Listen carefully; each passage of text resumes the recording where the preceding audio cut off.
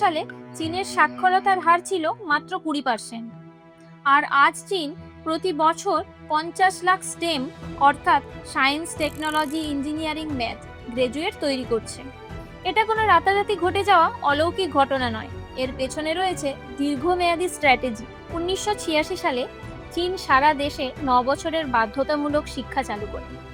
এরপর প্রজেক্ট 985 এবং প্রজেক্ট 211-র মাধ্যমে নির্দিষ্ট কিছু বিশ্ববিদ্যালয়কে বেছে নিয়ে সেগুলোকে বিশ্বমানের করার জন্য $1 বিলিয়ন ফান্ডিং দেওয়া হয়। তাদের 1000 ট্যালেন্টস প্ল্যানে মাধ্যমে বিশ্বজুড়ে ছড়িয়ে থাকা সারা চীনা বিজ্ঞানী এবং গবেষকদের বিপুল বেতন এবং বিশ্বমানের ল্যাবের অফার দিয়ে দেশে ফিরিয়ে আনা হয়। শুধু 2022 সালেই 10 লক্ষের বেশি চীনা ছাত্র বিদেশ থেকে পড়াশোনা শেষ করে নিজের দেশে ফিরে এসেছে, কারণ তাদের সরকার তাদের সম্মান এবং সুযোগ দুই দিয়েছে। আজকের দিনে ব্যাটারি টেকনোলজি, ইলেকট্রিক ইভি এবং আর্টিফিশিয়াল ইন্টেলিজেন্সের মতো ক্রিটিক্যাল টেকনোলজির ক্ষেত্রে বিশ্বের 90% গবেষণাপত্র চীনা বিজ্ঞানীদের হাত ধরেই আসে।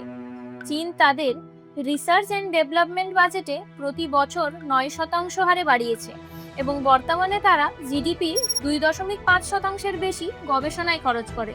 আর ভারতের রিসার্চ অ্যান্ড ডেভেলপমেন্ট খরচ জিডিপির মাত্র 0.64%। আমরা যখন গবেষণার জন্য বিজ্ঞানীদের টাকা দিতে পারি না, তখন কি হয়? ভারতের গর্ব ইসরোর 100-র বেশি বিজ্ঞানী সম্প্রতি চাকরি ছেড়ে চলে গেছে কম বেতন এবং সুযোগ সুবিধার অভাবে। যে গগনযান মিশন বহু বছর আগে মহাকাশে যাওয়ার কথা ছিল, তা আজও ফান্ডের অভাবে আটকে আছে।